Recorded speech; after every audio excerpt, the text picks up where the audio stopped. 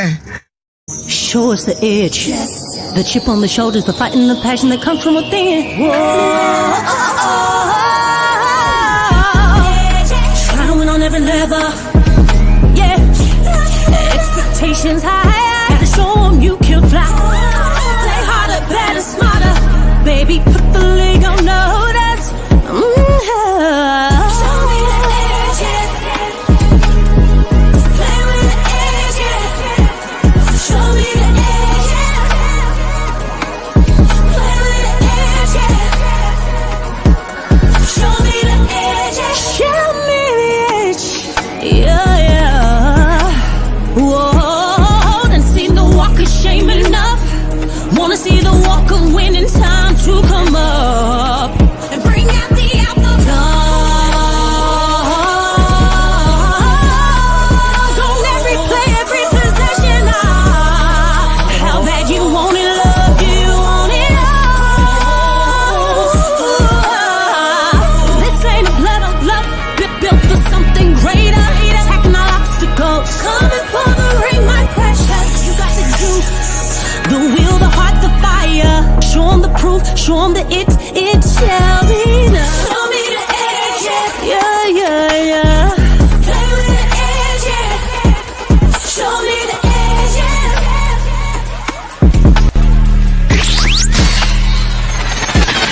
You're listening to the Pelicans Postgame Report on the PRO Media Network for all things Pelicans.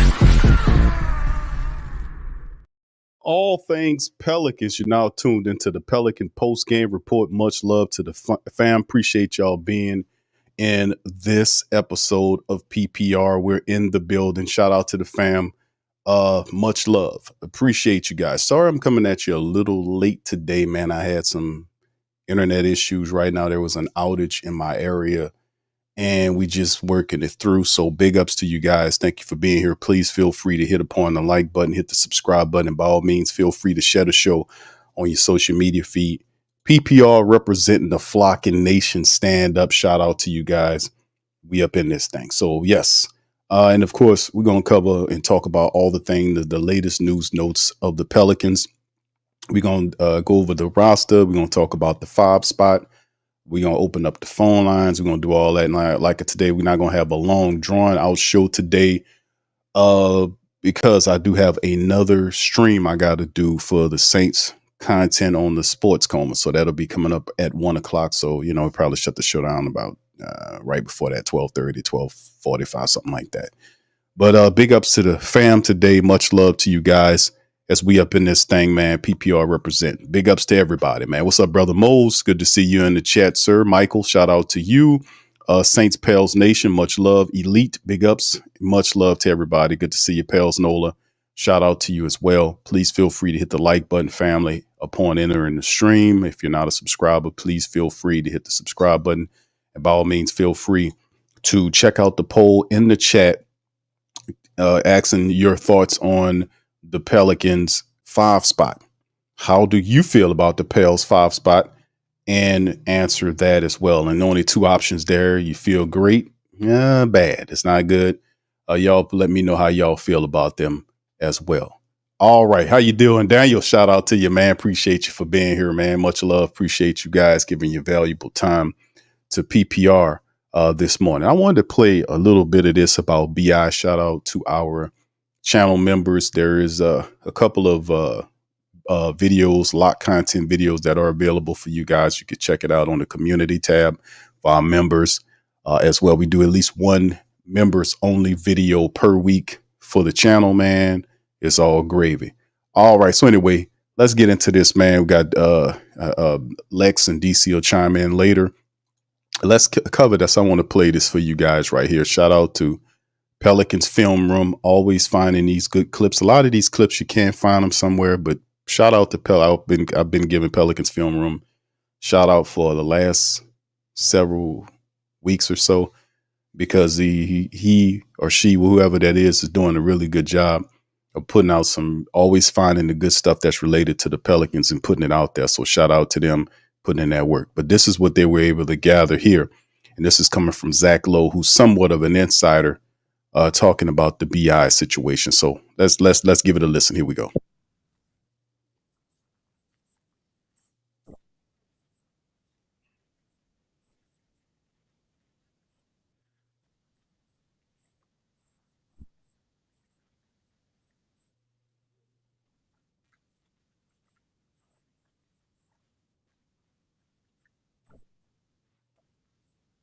Between the numbers and the impact on. I'm same as you. I can't find any kind of buzz on a realistic Ingram trade right now, and I think it's going to be difficult for the Pelicans. So Ingram is a very good player. I've always had kind of a soft spot for him, but I've often said that you look at his numbers and they're just these like superstar numbers, like 25, 5, and 5. And you watch the Pelicans play, and it's just like he doesn't feel like that good of a player. Something is lost in translation between the numbers and the impact on winning. Part of it is that he's like a B-, B+ passer, not a great passer, but a good passer. Part of it is that he just has never been as good a defender as he should be given his physical tools. I know he's skinny, but he's very, very long, obviously. And part of it is that he just doesn't take threes, just does not take enough threes. The Pelicans were on him for years to take more threes, shoot quickly off the catch. He just does not want to do that. I do think so. So you do face this question of like, am I going to pay $50 million a year, a max salary for a guy who's the second or third best player on a great team? That's a tough choice.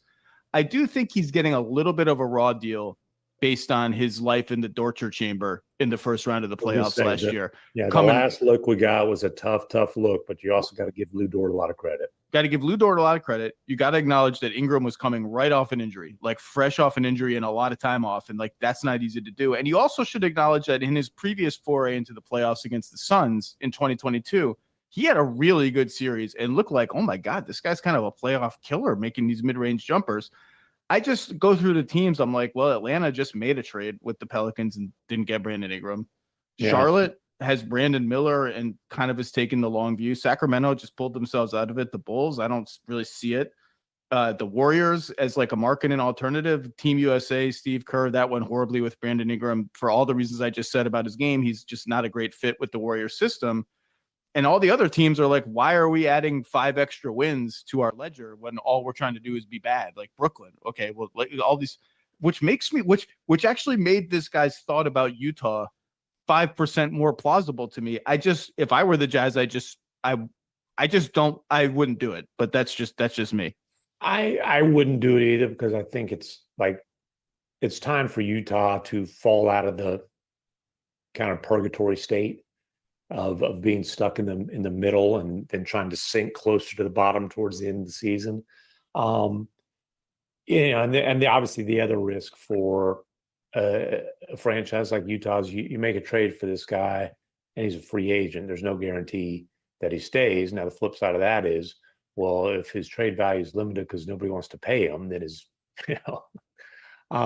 you do. That's the kind of wink research you get done before making a trade. I'm sure it's the kind of research that was done when they were looking into Mikal Bridges too. And Mikal Bridges is now plays for the New York Knicks with his entire college team. Well, and it's the kind of thing that you could say about an Indiana as well. And they did their research with Pascal Siakam, and obviously that worked out well. So. All right, that's a bit of it right there about Brandon Ingram. A lot of people are puzzled by the BI situation. A lot of stuff going on there as we see, but it is a lot of questions about it. It's a lot of questions about the Pelicans lineup insofar as how is it going to look like if it's a question at the 5 spot. And the Pelicans continue to try to address it as cheaply as they possibly can. As we kind of move to this article right here by whothatdaily.com. Shout out to Rail Wright on the scoop. He did this one. And Pelicans bring back Trey Jemison, excuse me. They bring in Trey Jemison. They actually claimed him off of waivers. And Rail writes about it here. I have bolstered the roster by claiming center Trey Jemison off waivers, awarding him a 2-way contract. Now, Jemison is 6'11", weighs about 260, and showcased some potential last season with Washington and Memphis. He averaged almost 7 points a game, just over almost 5.5 rebounds in 23 minutes per game in 25 games. Standout performances came when he was with the Birmingham Squadron. He averaged over 9 points a game, 11.6 rebounds, almost 2 blocks per contest. He runs the floor pretty decently, has a good set of defensive skills as well. And he would mix in with the rest of the Pelicans unproven big. So we got Daniel Tice is the veteran of the bunch, but is far from a full-time starter at this stage of his career. If ever, I don't think anybody's seen Tice at any point as a starting center unless injuries impacted your lineup and you had to go with him. But at this juncture of his career, we don't see him as a full-time starter. But the Pelicans are basically going to do, and this is the mindset that they've had for some time, is they're going to it's like, you remember last year and the year before that, and the year before that, and the year before that, they operated with point guard by committee. Well, guess what? The philosophy is switched to 5 by committee. Big by committee approach. How you loving that? But anyway, Daniel Tice, Yves Missi, the first round draft pick from this year, last year's second round pick, Karlo Mekovic, and now undrafted big Trey Jemison is thrown in the mix too. So there you go. The Pelicans doing what they can do. This whole thing about not moving BI does have some ramifications, doesn't it, family? All right. Then, of course, some other news to account for that Rel covers is EJ Liddell was traded to the Suns in exchange for David Roddy. According to Adrian Wojnarowski of ESPN, EJ Liddell is on the move for a second time this summer as the Atlanta Hawks dealt him to Phoenix in exchange for David Roddy. Liddell, 6'7", only appeared in 8 games with the Pels, averaged 3 minutes per contest while he scored 4 total points and grabbed 5 rebounds. He wasn't ready last year, and the Pelicans let's just clump all these guys in with the deal, and they moved him. However, in 26 games in the G League, he averaged almost 18 points a game, 8 rebounds, and Liddell's departure, it marks the significant. He was thrown in on that as a tossing or throw-in piece along with the rest of the players from Larry Nance, Dyson Daniels, Cody Zeller, in the move to bring our floor general of today, DeJounte Murray, to the team, which I still believe was like one of the best trades that I've seen in a very long time, especially probably the best trade. It could be, y'all, that could be a good poll question. Which was the greatest trade that the Pelicans, the Hornets, New Orleans Hornets ever had? You know, if this one's up there, Marcus Cousins from Sacramento. There you go. That's the right. This one could be up there, maybe second. This could be the greatest one. Then you got I would say after that would be Drew Holiday. Then I put DeJounte. Well, you got to base a DC2 on what you had to give up to get him. Because what we gave up to get Drew Holiday? Nerlens Noel? Like, come on. I don't remember exactly what we gave up. Nerlens Noel. I'm telling you what we gave up. The thin top. Remember they tried to pair those guys, the thin top. Yeah, you might have a point on that. So DeJounte might very well be the third one? Third trade? What we give up for Cousins? I forget. What was the Cousins trade? Buddy Hield. Probably a few picks. Might have just been one pick. And Buddy Hield. We didn't give up a lot to get Cousins. That's what made it so awesome. Mm-hmm. But we didn't really have nothing to give. That damn team was so thin. What would they go get from us? Right. Yeah, they was just trying to get rid of Cousins, and for some reason, man, that owner, he had a thing for Buddy Hield for some reason. He thought Buddy Hield was gonna be the next Steph Curry or some shit. I don't get it, but you know, that's how we got DeMarcus Cousins. Yeah, well, I'll tell you what, DC, guess what? Buddy Hield is with Steph Curry this year. So how about that? That's it. He's playing on the Golden State Warriors squad this year. So there you go. But anyway, man, that's a good one right there, DC. DC keeps it 1,000. So, you know, this is the third best trade. It's pretty good, man. David Griffin did do a wonderful job putting that pistol on him. So that was an excellent one. All right. So anyway, Trey Jemison is added to the Pels. And let's just keep it a $150. So DC, let's get some thought process on Jemison. The Pels 5 by The five by committee approach appears to be alive in the building in the city of New Orleans. The 5x4, that's what it is. But look, I like it, man. Could you have thought of anybody better we could have got and put in this two-way spot? What you got? Jalen Crutcher? We probably could have given him the spot. Ford. He's Trey gone. DC Jemison? went overseas. He went overseas, man. Ford? Yes. Ford went overseas? He went Yeah, overseas. I know that was going to happen. I know he was going to go somewhere. He ain't going to wait around. We got him from Sacramento, so he wanted to be on the active roster. But I think bearing the circumstances, man, this is probably the best we could do. And Trey Jemison, I think in a limited role, could fare well for us if we had to play him, man. I mean, I think I saw some stuff on Twitter. People was posting stuff up. I didn't go look at his stats, but was saying he played 14 or 12 games. And in those games, I think he averaged like 10 points, 8 rebounds. So I mean, how could that be bad? The dude shot maybe like 60% from the field, 90% from the free throw line. 10 points, 8 rebounds. Like, how you gonna hate on that? You probably had a block or two in there. Real big body. You're talking about a dude that's big. He isn't really what you consider small.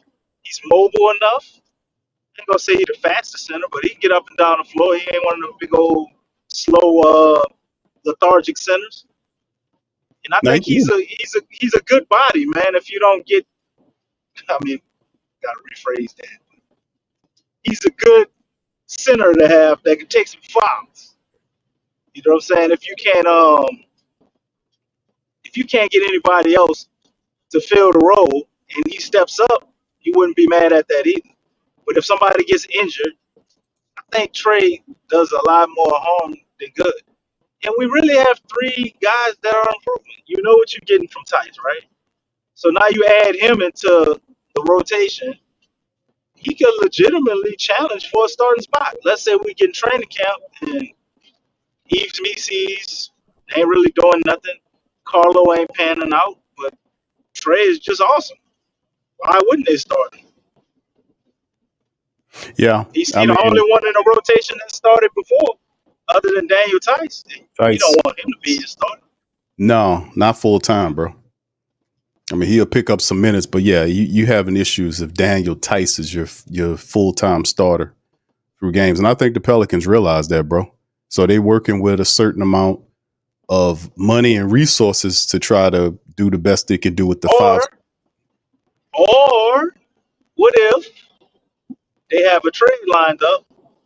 It may be one of the pieces we got to move off of is a Makovich or a Tice. You have a guy in Trey Jemison right there that can be, a backup. If we get, let's say, a legitimate center, but we got to get off of one of those dudes to do it, to add salary for whatever. You're saying a potential piece. Huh? A potential throwing piece for a potential BI trade down the line is what you're saying? For a BI trade, or maybe they pull a trade for a center that doesn't involve BI. Maybe we move off a guy like Jordan Hawkins or something, even though I wouldn't be ecstatic about that. I wouldn't want that. But I don't know what the Pels are thinking. But I know we need a starting center. So, what if we move off somebody and they're looking at the potential of having to throw in one of these guys in the trade for a legitimate center? Maybe what Carlo Makovich did in the summer league perked up a lot of ears, and we could get Wendell Carter Jr. or something like that. Or maybe this is what it takes to get the Jared Allen trade over the hill. I don't know, man, because looking at Cleveland, though, I did think about that. If we were to get Jared Allen, Cleveland don't seem like they have a backup center. Or they got Dean Wade, I think, it's like a power forward. But those people, they'll need another center. So you probably would have to send them at least a backup to get a guy like Jared Allen. Maybe this is forward thinking by the Pels to throw one of these guys in there. Maybe they throw Trey Jemison in there. Could be. That's not a bad thought, to be honest. That's actually a pretty decent thought. It could be a throw in. It's interesting, man, to be honest with you, man, to see because I don't know what the Pelicans are thinking either, DC. If I did tell you that, it would be a flat out untruth. I don't know what the Pelicans are thinking.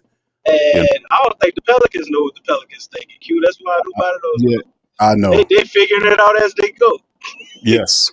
You remember that's something I always say. They figure it out as they go, man. This didn't work. Scratch it out. This didn't work. Scratch it out. They make one plan. Bro. It's like, we want to get Jared out, right? If that don't work, it's everything we just figuring it out.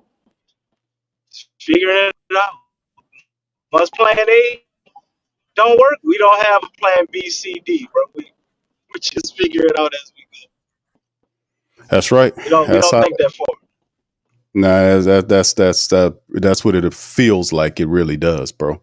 All right, let's get into this next article right here, bro. And shout out to the fam, man. Thank y'all for being here. Hit the like button, family, as you're coming in. Much love. We talking Pels like we do every Saturday morning, baby.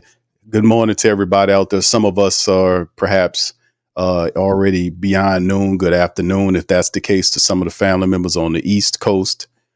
Big ups to everybody, man. Thank y'all for spending y'all valuable time here. Much love to everybody, man. We talking Pels, man. Let's get it. All right. So anyway, this is the next article I wanted to share with you guys. Pelicans 2024 NBA free agency grades for every signing. Let's see if you guys agree on this one here. This is straight up from the Clutch Sports here article here. Pelicans have relatively quiet free agency period with the main offseason move coming via trade. The Pelicans added DeJounte Murray in the deal with the Hawks in the hopes of becoming a perennial contender in the Western Conference. But the Pelicans did have a couple of signings during the free agency period, highlighted by the acquisition of Daniel Theis. While the Pelicans have lost their starting center in Jonas Valanciunas and two key reserves in Larry Nance Jr. and Najee Marshall, the Murray acquisition still has them as one of the deeper teams in the West rotation-wise. The starting center position is not yet decided upon, but the Murray trade ensures that both Herb Jones and Trey Murphy will likely come off the bench. I don't know about that, but we'll see. Both of those players are starting caliber on many other teams. They're right, Q. That ain't what you want, but that's what's going to happen. Okay, I wouldn't be surprised, DC. Like I said, I wouldn't be surprised by pretty much what's going on here. You're not benching CJ, man. We could give up the dream, bro. CJ got to bench himself. Well, I don't think he's gonna do that. But all right, let's get CJ this. CJ gonna be playing in the start lineup. Yeah, I wouldn't be, like I said, I wouldn't be surprised, bro. Coming into the NBA free agency period, the team just needed to shore up some of their bench depth. The Pelicans did so with their signings. As always, health is going to be a major factor in determining the Pelicans' postseason chances. They were looking like a team that could possibly put a scare into a higher seed until Zion Williamson got hurt late in the fourth quarter against the Los Angeles Lakers in the play-in. Now, Daniel Theis gives the Pelicans a quality backup center. Heading into the offseason, the backup center market was quite limited. The Pelicans often played Larry Nance at the backup center last season, but he's always been more of a forward. The only real backup center the Pelicans had on the roster the last season was Cody Zeller, who is limited as a player. The signing of Daniel Theis was a good move for the Pelicans. Theis was one of the best options available on the free agent market. His playing time with the Clippers dwindled toward the playoffs last season, but he's still capable of being a solid contributor. Theis knows his strengths and doesn't veer from that. He may be a little undersized, but he's rugged. He's a rugged rebounder that can actually hold his own defensively against some of the bigger players. He's a lob threat. He can space the floor with his three-point shooting. The Clippers needed him when Mason Plumlee went down with an injury, and he excelled in the role. He shot 37.1% from distance over 59 games with the Clippers. They give that grade A for Daniel Theis. Yeah, and that's some of the things I had to kind of let the family members know is Daniel Theis shoot that at 37%. So he can't hit the three. And he got a good shot too. Daniel Theis was a starting center, man. I mean, what, 3-4 seasons ago? Like he chopped liver, man. Daniel Theis is way better than Cody Zeller. He's definitely an improvement over Cody Zeller, bro. He's better than Zeller. Yes. Yeah, way better. And if you had an actual center in front of him, it would be, it's an amazing sign. It just looks weird when you're looking at Daniel Theis and you're talking about him potentially being your starting center. But I'm trying to figure out how they saying we had a quiet offseason if we probably pulled off the biggest trade of the offseason. I wouldn't call I it know. quiet. Well, no, it wasn't, bro. It was the big, Underwhelming. I mean, I could go with them saying something like that because you would expect us to do more with the way it our was, roster looked. But no, it was the quiet? biggest robbery, is what it was. DC was the biggest robbery. I'll be the first to admit that the Pelicans put the pistols on the Hawks, and we robbed them people, man, big time, man. So I mean, Landry Fields might not be there, but anyway, go ahead, DC, finish your point, bro. And EJ Liddell going to Phoenix, man, that trade getting worse by the day. What if EJ Liddell actually pans out and they traded him to Phoenix? Right. Because I actually think EJ Liddell can be good. I mean, I don't know if he will be. Yeah, but that's I think he can be good. He has a really unique, I think, interesting skill set. Yes. But so they basically traded for two firsts and Dyson Daniels. So DeJounte Murray. Well, Cody Zeller's in there too, DC. Oh, I forgot about Cody. I'm sorry. How can I forget about Cody? Right. How you feel about Cody, man? Yeah, man. I mean, they need defense, Q. Maybe he get more minutes over there than he got with us. Right, but he could have played, though. That's the whole thing about the Cody Zeller thing. That was on Willie, man. Willie wasted away Cody Zeller because he could have gave him a lot. It's just Willie didn't use it. He not going to play over there. I don't think either. I say maybe because you got a Conwoo and then you got Clint Capella. Where's Cody's minutes? He ain't going to make it. They're going to end up releasing him at some point. So they traded for Dyson Daniels. Basically, that's all they're going to get this year. Right. And hopefully, they could turn the draft into something. But judging off of who they picked number one, I don't have a lot of faith in that. Mm-hmm. Oh, yeah. I forgot the kid name. Resha Shaw. I mean, maybe that dude to make a I just don't think he's that good, man. Not to go number one. Right. Yeah, it's crazy, man. We'll see, man. Yeah, we that's right. He said we did them like Debo from Friday, man. With your pockets, man. You got on my 40, homie. Say, Red, what you got on my 40? we Debo'd the Hawks. You know what? I love that, DC. My grandmama gave me that point guard. We'll give you that point guard. Now, you know I got to pull that clip up now, brother. You know I got to pull that goddamn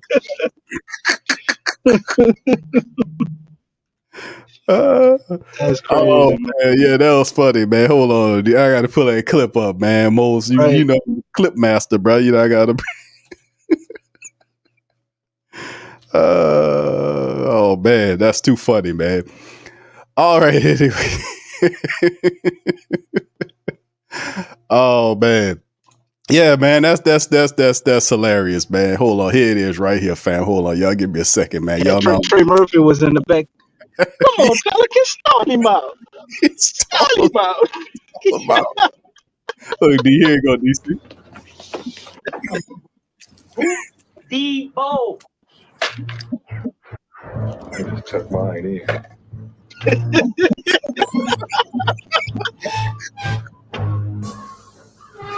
Come the Pelicans rolling up. Hey, you gotta put a Pelican symbol. You gotta put a Pelican symbol over Debo's face. And Red's the Hawks. What's up, y'all? What's up, Red? Thanks for the bike. What you got on my 40, homie? I thought you had $200. I do. But I won't spend Red's money. I'm broke. I thought you had Red. Give it up, Red. Come on, Debo, stall him out. Where you got my 40, homie? I don't have nothing. Yeah, you got something. Why you tripping, Debo? Shut up, fuck! I knock your ass out. Oh, man.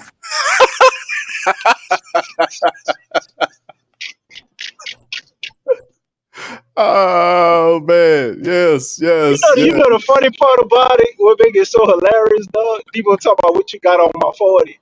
Like, 40s are expensive, bro. A 40 was like $2. DC, somebody get this man $2 so he can get off y'all back, bro. DC, you know what I'm gonna do? I'm gonna do this clip and I'm gonna put the Pelicans and the Hawks stuff over it. Hold on. Let's do this. Y'all help me out. I'm gonna put this clip together today and release it later on. I want y'all, because we already know what role is Debo. Debo is obviously the Pelicans. All right, so Debo is Debo is the Pelicans, right? Red is the Hawks. All right. So who is Craig? DC, who could Craig be? Is that the commissioner? Trey Murphy is Trey Young. I'm about to say Trey Murphy. Trey Young. Trey Young. All you can have be Smokey. No. Hold on. Who got to figure it out, bro? Because I'm gonna do it. So who's Smokey? Let's do it. Who's Smokey? Is Smokey Trey Young? Who is Smokey? Who's Smokey? Smokey could be Jalen Johnson. That's their next best player. So you got Trey Young and Jalen Johnson up there. Y'all help me out. Y'all, come on, man. What y'all seen Friday before? We got Debo. You want to put Quavo? You want to put Quavo or Boosie up there? Okay. Sean says Pels is no. Stop it, Sean. Pels is not. We won in this scenario, so no. Smoke at the NBA logo. That was LaVal say the NBA logo. So Smoke is the NBA logo. Okay. Who's Mo Craig? better say Quinn Snyder.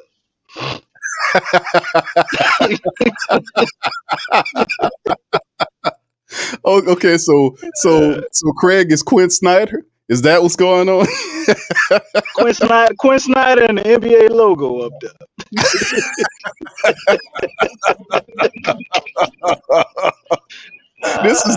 This is literally what the Pelicans did to Hawks, man. It's crazy, DC. Knock your ass out. Oh man, that's messed up. What you giving back his chain? What chain? Yeah, what chain?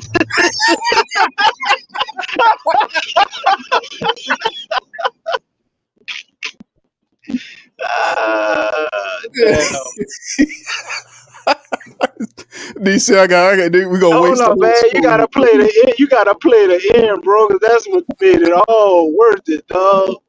We gotta see the run to the cup. Why y'all let help me? They was the only ones help. You wasn't helping yourself. All right, here you go, bro.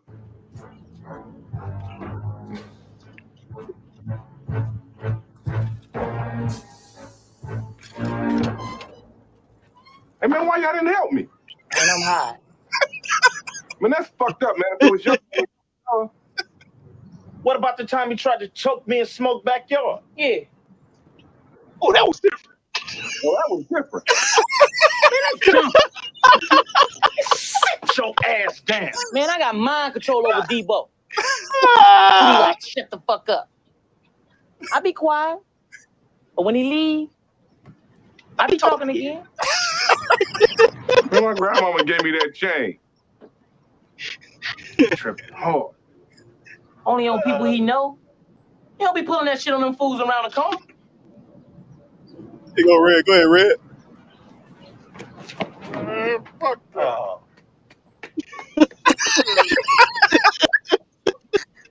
he gonna cry in the car.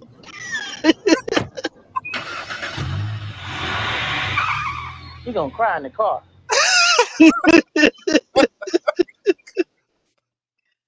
Oh, man. I'm gonna redo that whole scene, man, with the Pelicans, man. So hold on, DC. Let me get it right. So Craig, who is Craig? Craig is Trey Young. They said, I mean, we could go with the family. They said Quinn Snyder and the NBA logo. I think that make more sense than Trey Young because Trey Young won't be traded too.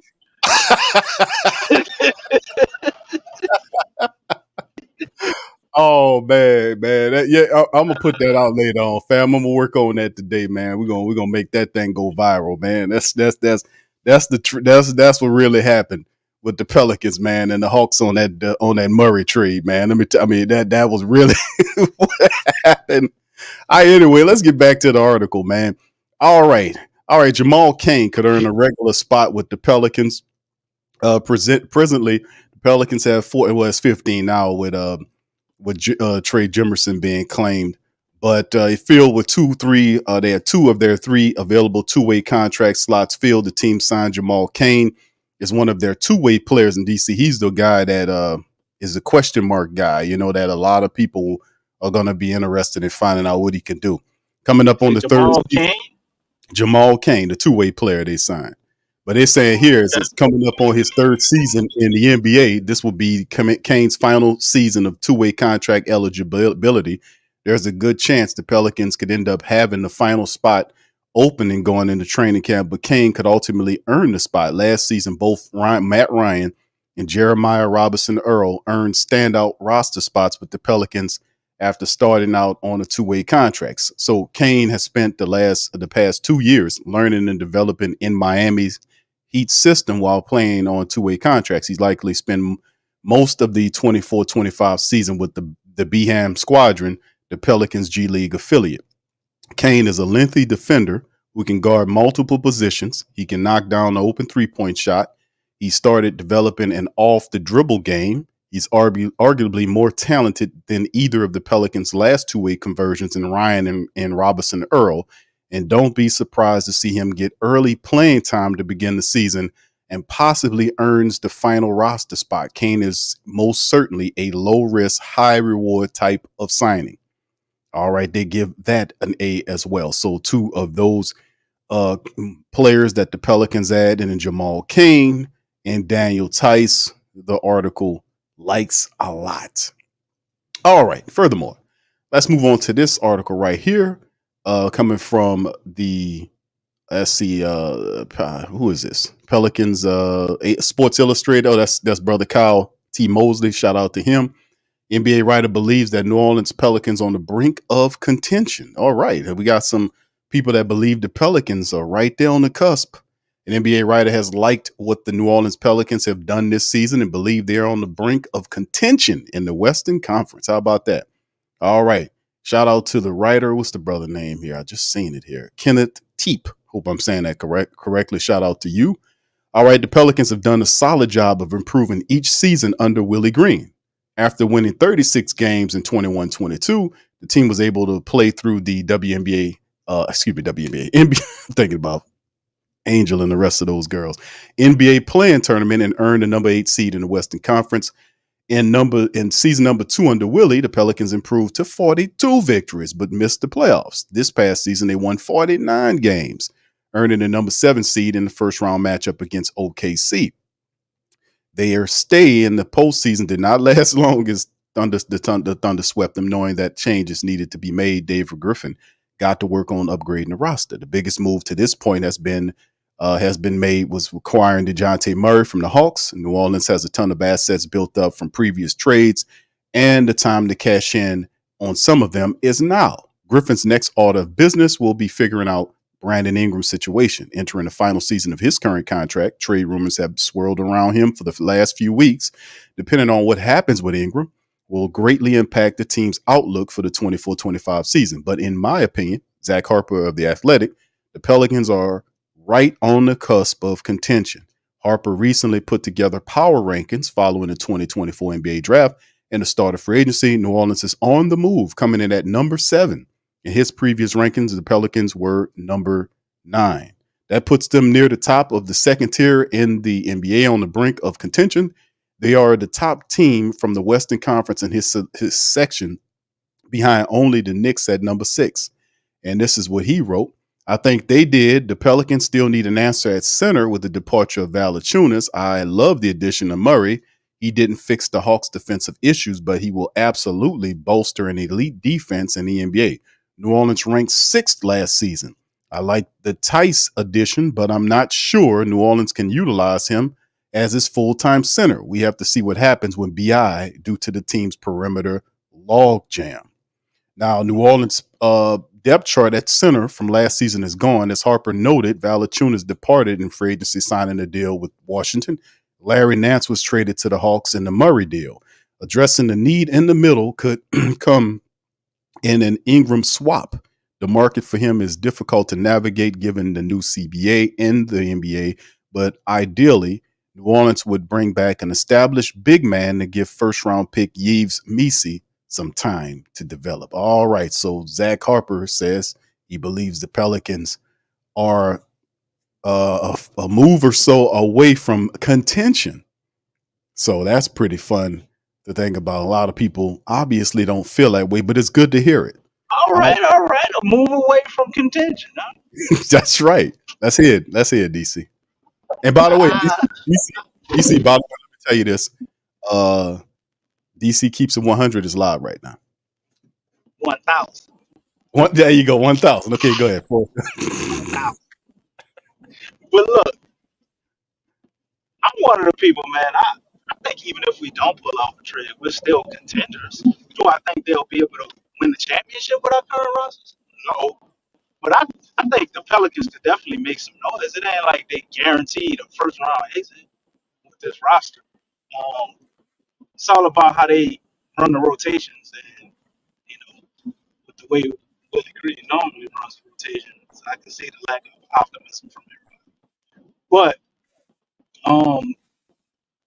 one more move, if they do get a center, hey, I think I think we definitely major contenders if we're able to get a big name center. But everything's really up in the air. Gotta sign Bi before August 6th if we want to trade him.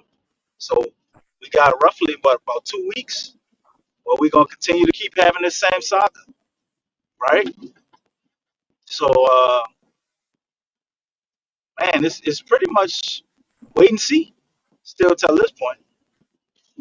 So until August 6th, not really gonna know anything, man. You're not gonna know anything. But Brandon Ingram is probably, I think, one of the better players, or you could say the best player out there that's still available to get, other than but some people say Markin is definitely better, which I don't think he's a better player than Brandon Ingram. I definitely think he's a better fit.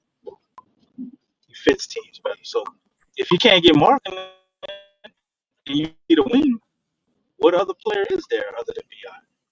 So if they can get the contract thing figured out, man, and get him signed for a reasonable amount of money, I think that makes it even better for him to be able to be traded. You get him like I've been saying 2 years 75, 2 years 80 million, something like that.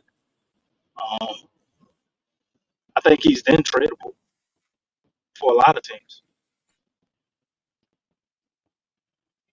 Yeah, and that's something. It's very murky right now, DC. That August 6th deadline, man, because I know a lot of people are thinking about Brandon Ingram, but also Lauri Markkanen is also bantered about in terms of that date. And as it appears, I mean, Utah Jazz are leaning to kind of giving him his money right now in some of these reports.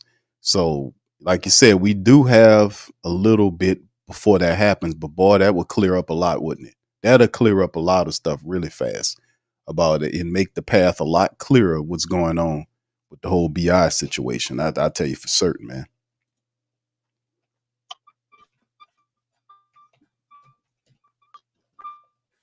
All right, DC, you all right, brother? And I think DC moving around forklifts or something. I don't know what's going on, man. He's all right. So anyway, shout out to the fam. Appreciate y'all for being in the stream, man. Listen, this is very interesting, man. Like we talked about, the Pelicans do have bigs, a multitude of different bigs. A veteran big, he's not a starter though, a part-time starter perhaps. Yves Missi, first round draft pick, talented but perhaps not ready. Carlo Mekabic, second round pick from last year, has a lot of European experience. He played in Europe most of all of last season. Has developed his offensive game. He's athletic. Both of them really, young guys are athletic. Might not be ready. And then Trey Jimerson, who actually played, who's an undrafted guy who actually played in some starting games. Young guy, 7 foot that can run the floor, defensively strong. And we got a different mix of them. That's for certain, man. We got a different mix of bigs. But what we don't have is who's going to be the starter, and more than likely. And we talked about this before. You guys put it in the chat. Tell me who you think your starter, who the Pelican starter is. I'm gonna have to go with DC. Let's do this, man, because when you look at what we talked about early on, we would love to see the DeJounte Murray and Herb Jones backcourt. But as we draw closer to the season, it appears that might not be what you receive. You might be getting DeJounte Murray, McCollum, Zion, BI, Tice. That might be what you're looking at right there. That's not for certain. And really, y'all know I like to see Murray and Herb Jones, but I don't know, man. The Pelicans, I don't know, man. The Pelicans, this whole offseason, outside of the DeJounte Murray trade, we've been basically in wait and see mode and all that kind of stuff. So I don't know. Y'all put y'all 5 in there, and I know you got what kind of 5 you want, but I'm saying, what 5 do you think the Pelicans would use? That's what I'm saying, not you, because you got good sense. But what 5 do you think the Pelicans will use? You give me the 5 you think not what you would do. I'm asking you guys, what do you believe? Which starting 5 do you believe that the Pelicans are going to roll out at the start of the season? Put it in the chat, man. Let me know how y'all feel about that, man. All right. So anyway, let me get ready to kind of open up the phone lines because let me hold on here. DC, you there? I'm here. All right, bro. Give me your 5, bro. You think the Pelicans are going to roll out at the start of the year, brother? I'm saying my starting 5 too. So I got an exotic. It don't matter. 5, You see, that don't matter. That don't matter. But the Pels are gonna go. The Pels are gonna go. DeJounte Murray, right? CJ McCollum, Brandon Ingram, Zion, and Daniel Tice. Read them and we book it. That's what they're doing. Anything outside of the ordinary, I think, as far as the center position, that can get changed. But everything else, that's etched in stone, buddy. That is etched in stone. With the McCollum is if they do anything outside of that with McCullough, I would be extremely shocked and happy. So I would be happily wrong, but I just don't see a world where CJ McCollum comes off the bench. I don't see it, especially when everybody wants it to be, which I understand the thinking for him not coming off the bench if we're gonna start Herb over him, because we all talk about being able to spread the floor. If you start Herb over CJ and you got BI out there, unless he's going to turn into BI from 2019, our ability to spread the floor is very thin. I mean, DeJounte can spread the floor too, but I mean, he's kind of in a similar mode as BI for shooting threes until last year. He had maybe 1 year of shooting threes at high volume, or it's steadily progressed over his career. And it's got at its peak last year. So I would start. I would say Herb obviously would be in my starting lineup. DeJounte Murray, Trey, right? I'm starting Trey, Zion, and Bi. Figure it out. Say it again, I don't bro. give a shit about this. Yep. Going no center. I'm starting. I'm starting DeJounte Murray. Mm-hmm. Can I say it, or are you gonna keep telling me to say it again? Say it again, because I ain't hear you. I'm starting DeJounte Murray. One more time, DC. I ain't.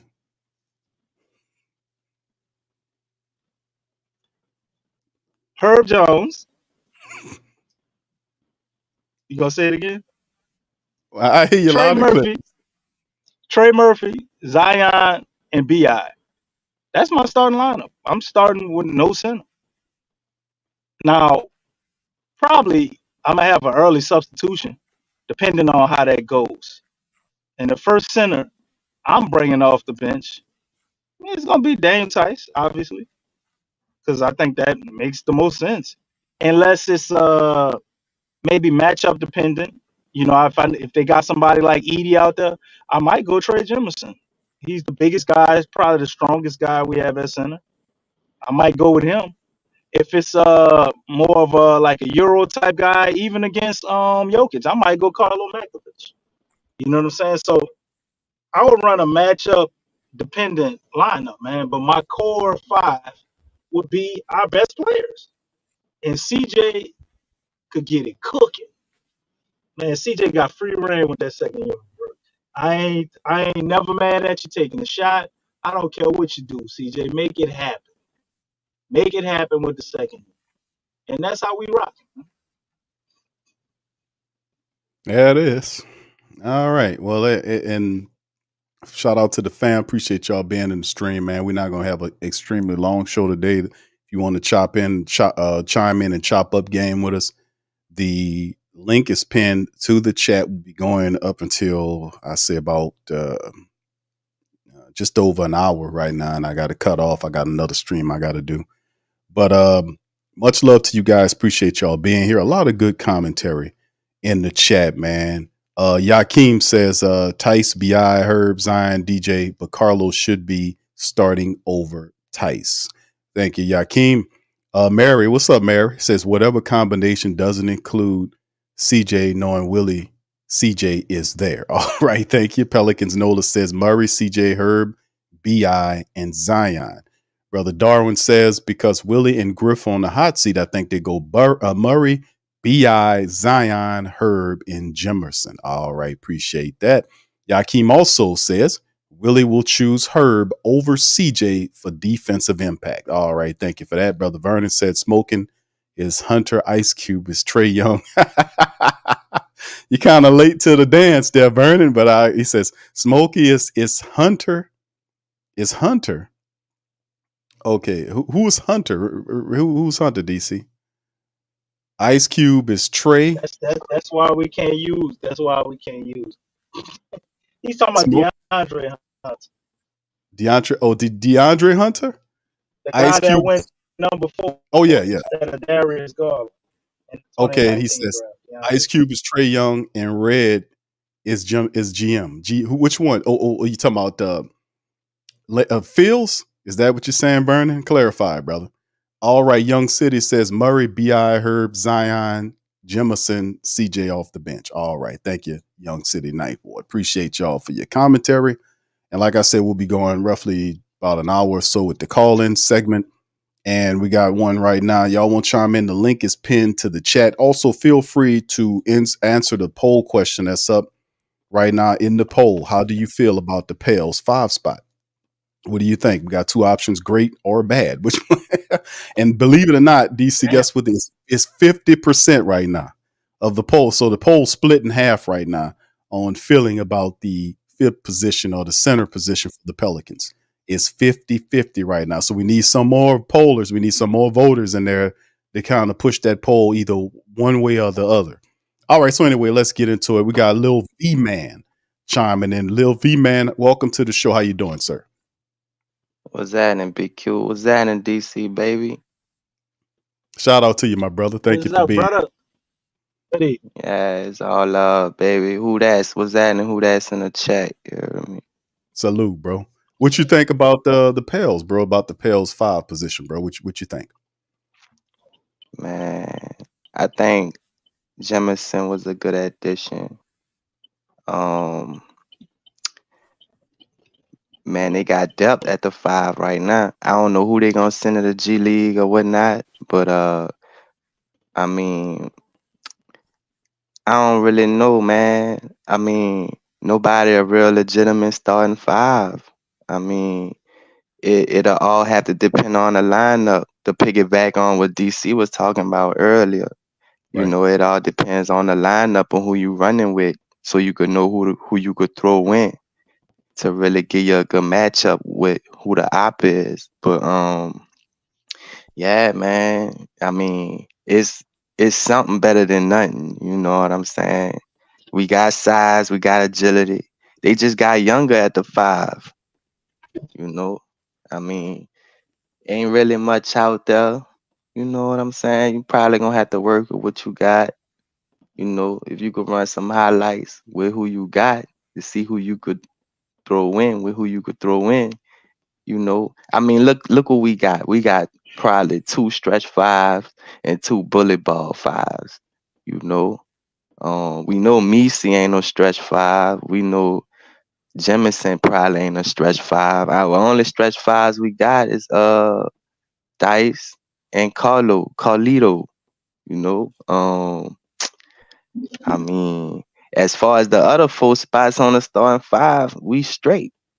We got Bi point. We got Bi one guard. We got nice 2 guards. We got 3 guards, and we got Z, man. I feel like this with the fives we got. I mean, if you put them with Z, they should be straight. They should be straight. Jemison can average a double double. Meese probably could average a double double. You feel me? I don't want kind of like give them too much praise because ain't nobody went to work yet. But when them boys start getting to work and working with Z, man, hey, they could flourish. They could flourish. Everybody gotta stay healthy. You hear me? That's right, B Sure. man. Yeah, Yeah, I feel that. yeah, I'm with you on that, brother. I mean, it's definitely a big by committee approach, and you're right. If anything, it provides the Pelicans with a lot of flexibility because they got several different bigs there. So I mean, Correct. it's just not, you got Tice, who's not a full time starter, but you do have some versatility to look at the bright side there. So in terms of contention, how do you feel about the Pelicans contending, like being a team that takes the step? Do you believe, like this other writer, Zach Harper, who was basically saying that he believes that the Pelicans are on the brink of contention, meaning they're, taking the next step in the Western Conference, perhaps getting into the Western Conference Finals? Do you believe that we're there? Yeah, absolutely. Absolutely. Um, you gotta look at the other teams we facing.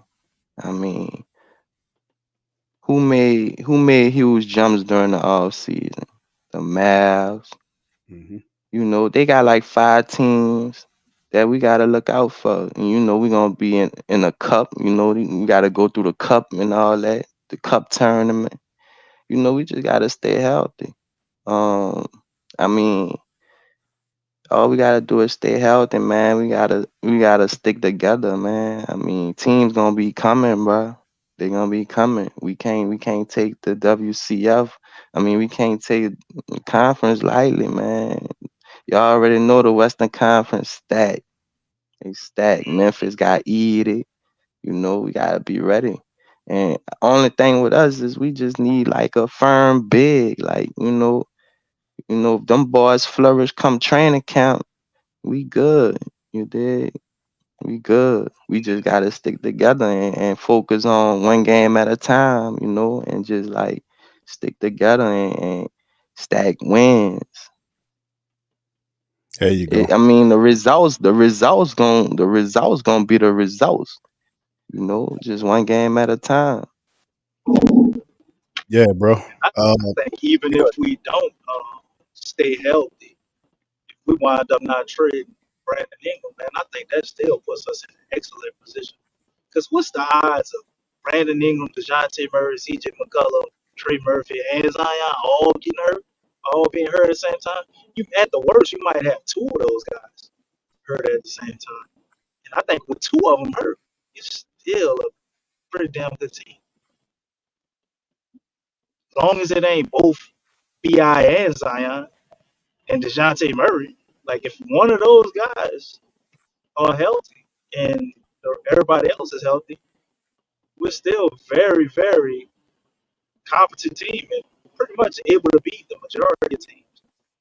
So I think by us being deep, if we don't trade Bi, it might be the first year where we're allowed to really overcome the injury bug because somebody always gets hurt, seems like. But if we got this many guys, man, and somebody get hurt, it's like no sweat. You just change them up, throw somebody else in, and we keep on going.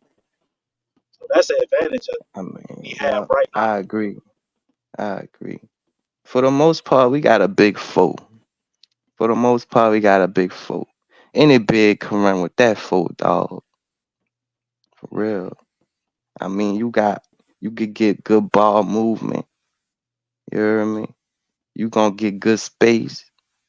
We just need somebody to crash the balls, play defense, protect the rim, get us a good double. You hear me? And we're gonna be straight.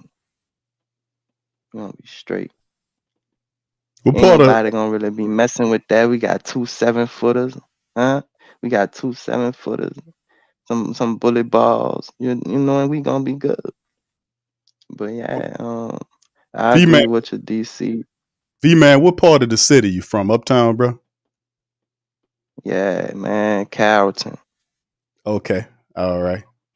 You can hear it uptown, up and down. I hear you, brother. I can hear you, brother. I can hear it, brother. Yeah, I can hear it, man. yeah. I just had to chime in, man. I'm a who that for life, man. Well, V man, appreciate the commentary, man. Much love to you, brother, and thank you for chiming For in, bro. sure. Be seeing you in the comment section dropping game too, bro. So we appreciate you sharing your Oh time with us. Appreciate that. yeah. Just Shout trying to participate. You hear me? Good out. insights too, man. For real, bro. V man be dry. This is his first time chiming in. You need to chime in more, V man, bro. You need to chime in Yeah, more. man. I'm 35, man. I'm 35, man. You know what I'm saying? I be trying to get my little chime in here and Right. All right. All right. Thank you, brother. Appreciate you. And go Pels. All right, for sure. I do the DC way. Go Pels, man. Shout out to V. Hey, y'all, them shirts coming out too, by the way, man. We got they coming out soon. The Go Pels Mine shirt, like I told y'all before, it got the Pelican on it as a brown Pelican. He got his wings spread out like that. He got 2 bags, like 2 duffel bags around his feet, around his whatever the legs of the Pelican. One of them got. Man, why are you playing, man? Put that pistol on them shirt, man. We need that. That's what I was about to say. Why you Don't worry about the Go Pels, man. We want that put. I'm saying, look, DC's internet don't even work. Keep dropping out of here, man. But yeah, man, it's good. So he don't interrupt me. Let me hurry up and tell y'all this before he pop back up here, because he be trying to interrupt me every time I try to tell y'all about the new shirt that's coming out.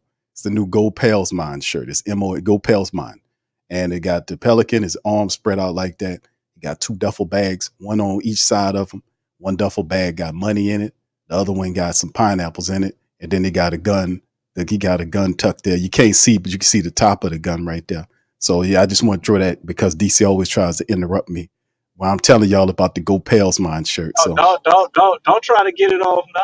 You want to put that pistol on them shirt, man.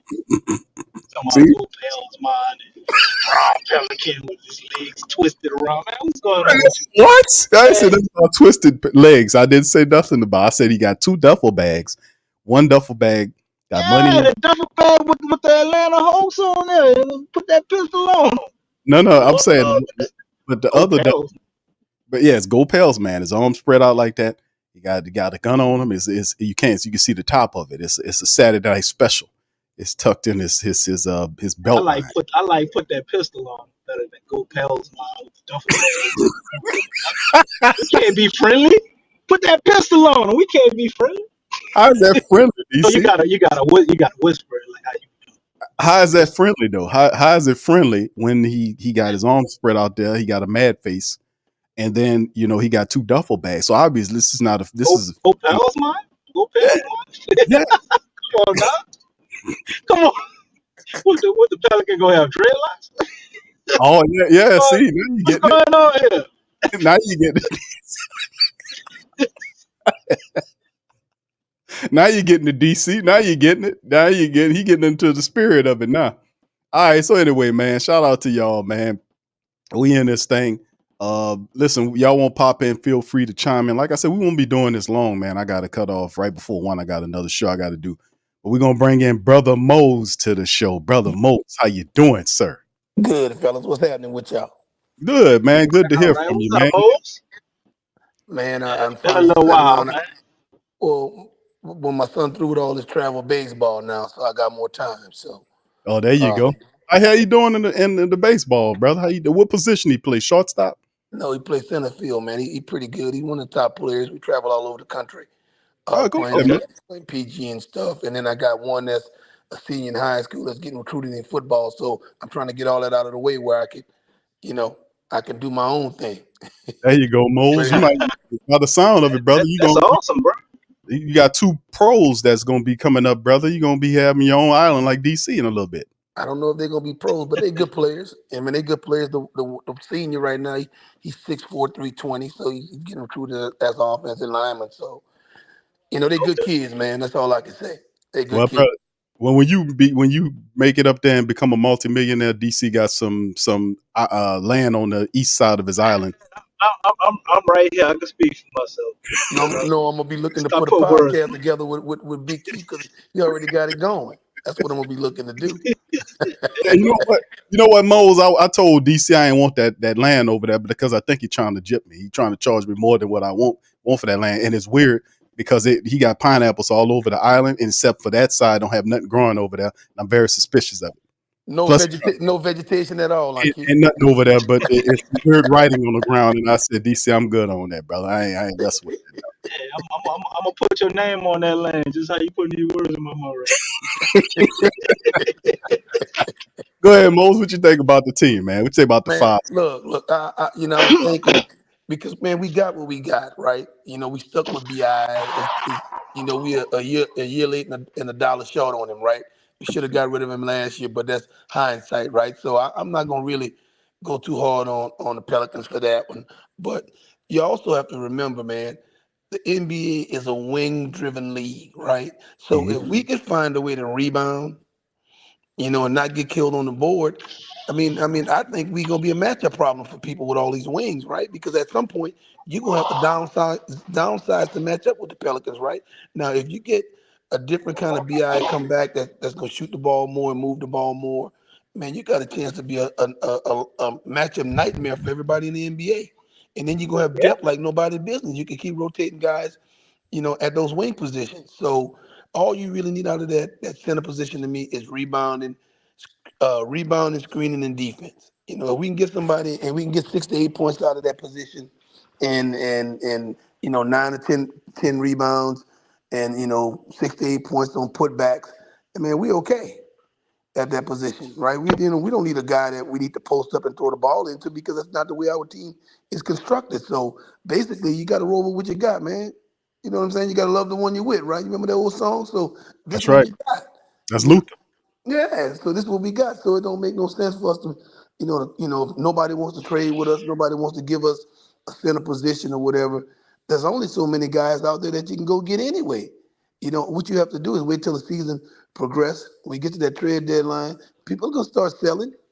Now you can reassess your team and see what you need. But right now, yeah, I wish we would have had a Jared Allen or what's your boy name from New Jersey, one of those centers or whatever. But we just don't happen to have one of those guys. So man, we got to move on from that and start whining and crying about that, and just look at the positive part of it. And it's not easy for me to be positive with the Pelicans because you guys know I don't like David Griffin and Willie Green. But at this point, hey man, we got to roll what we got. Right. You know what I'm saying? So in the center position, other than a guy like Embiid and Anthony Davis, that's not a dominant position in the NBA anyway. From a basketball standpoint, because like I said, the game has transitioned to wings. Wings, baby. We need to put some sauce on our wings and let's go. Hey, I feel that. And then you look at the centers, man. Like what is the center like having a big name center really gonna do for us? We just need somebody competent. If we get a big name center, they got to be able to shoot threes. To me, like that's what I would want a big name. If somebody who really could light it up from behind the arc, like you talking about like a Miles Turner or something like that. Unless you get somebody like a Bam Adebayo, or obviously your Embiids and AD ain't coming back. But you Now, how get many the point where centers? I'm going. How many They don't centers? have a lot. You only got like maybe a Exactly. handful of them you can name like that. Exactly. And they, Exactly. if somebody want to trade them, a guy like that, they probably stupid. Think about the So West. You think about the West, the top teams in the West. Other than Carl Anthony Towns, who shoot the ball? Gobert don't shoot the ball. Those boys, Dallas guys are not shooters. Teams you're looking at. To me, that the Clippers gonna take a step back. Phoenix don't have a center that can light it up. Nobody has a center like that, man. They just straight up go and get buckets other than AD and maybe and you really don't even Jokic, count. Well, yeah, you got Jokic. Joe. Jokic is just like in a class by himself, right? But for the most part, man, you don't really. All you need to do is, other than Jokic, the rest of those guys, you want to just be able to break even at the center standpoint and hope your wings take you home. To me, Denver gonna take a step back, losing Pope. Caldwell Pope. They gonna take a step back. So really, man, you just and when you think about it, you think about a guy like Porter they got over there, man. He's a one-trick pony.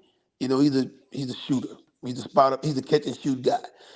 That's why to me, guys like that are not max players, man. As much as I love Trey Murphy, Trey Murphy's not a max guy because he's a one-trick pony, man. He's a catch and shoot guy. He's got to put more in his ball game, right? He's got to be more. He's got to be more of a competent ball handler and playmaker to be a max guy right now. Because of the way the new collective bargaining agreement is, you can't have all those max guys. So your max guy has to really, really be a dude. But that's the way I look at it, man. Michael Porter to me, he's not a max. He's not a max player under the new CBA because, like I said, they don't do enough, man. When you're a max guy, bro, you got to do a lot out there. And that's BI problem. He's limited. He's a mid-range guy.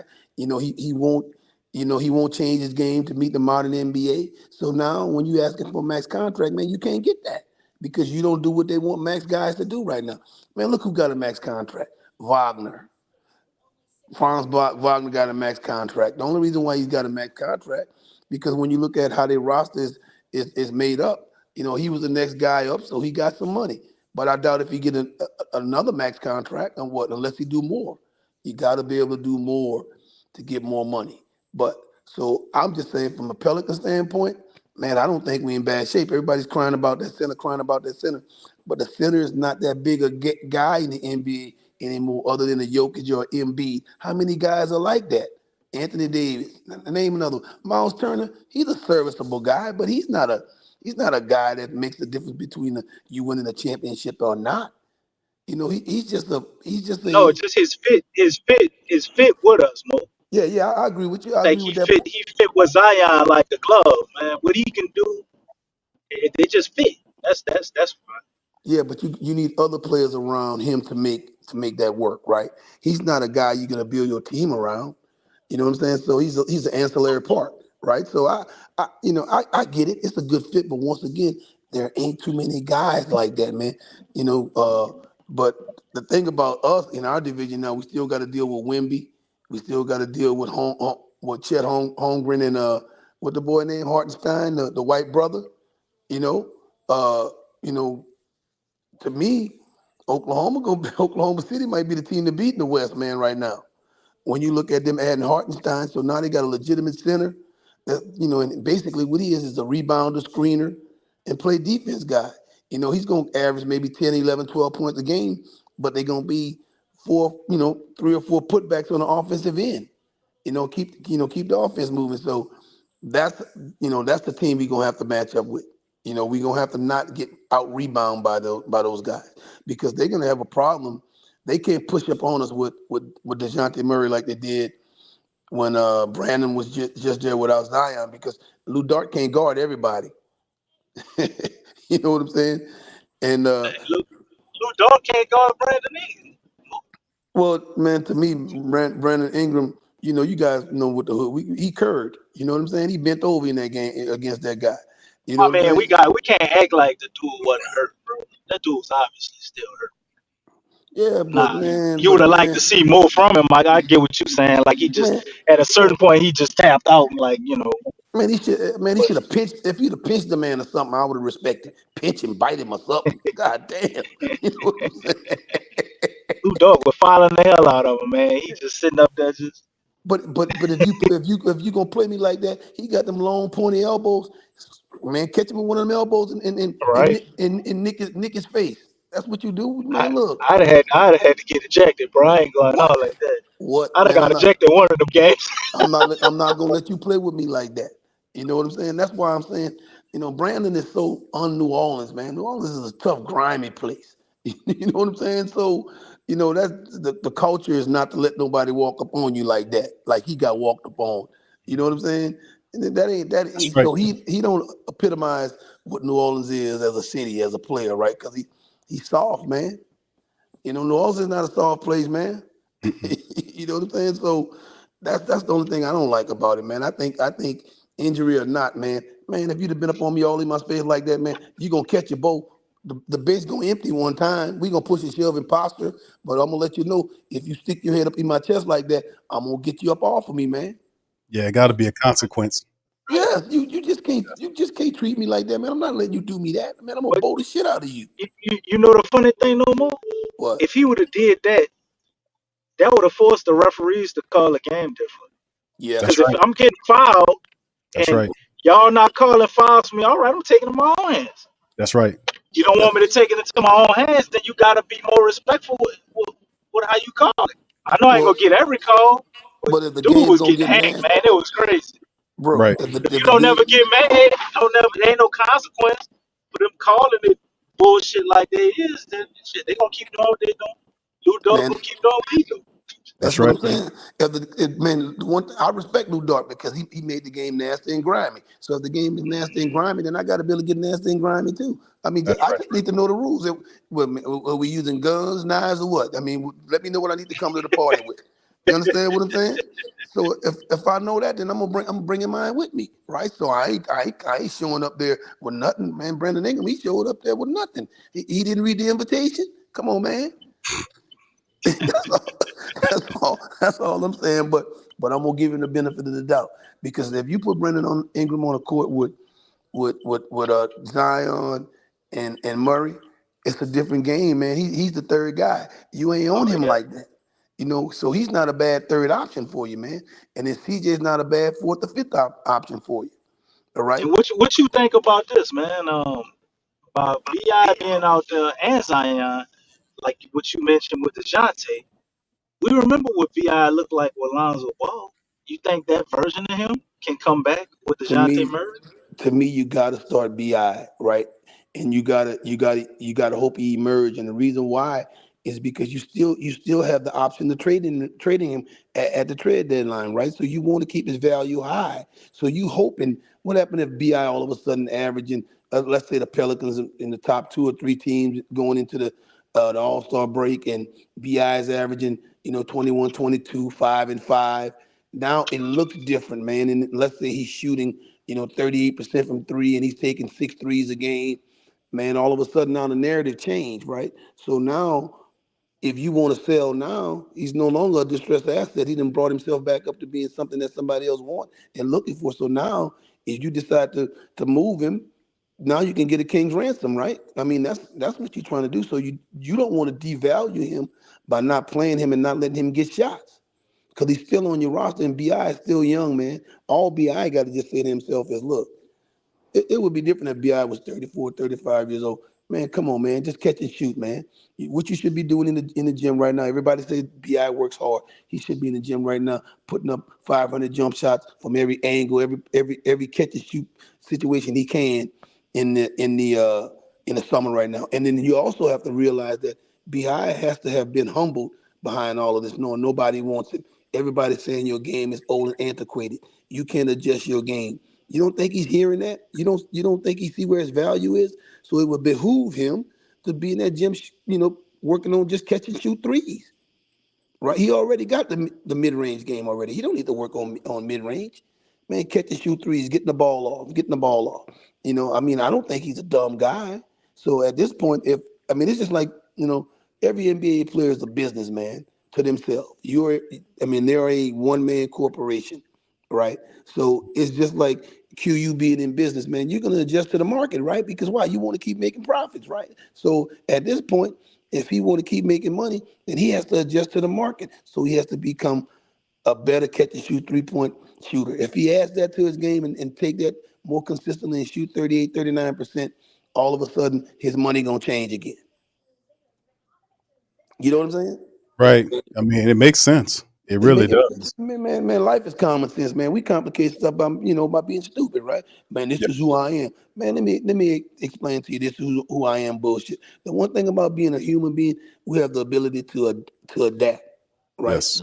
Yes, sir. So we could change. If we move to a different climate, a different whatever, man, we're gonna change. We're gonna dress differently. Our body's gonna change. Our physical makeup's gonna change because of the climate change. man, whatever it is, the one thing about humans, we have the ability to adapt. So to sit here and say, I'm gonna keep bumping my head up against a wall, and I know the wall is right there, and the damn wall ain't going anywhere. I'm a damn fool. Just take a step back and look, man. Look to the side. You can walk around that wall. You know what I'm saying? So that's all I'm saying. He needs to be working, and he's not a bad shooter, man. He just No, he's won't do it. He just won't. He just won't do. He's got great form, and then he's gonna have plenty of time because when you playing with Murray getting to the hole, you playing with Zion, bro, and don't put Trey Murphy on the court with him too. Now, Bi is the guy that you're gonna let shoot the ball. Think about it.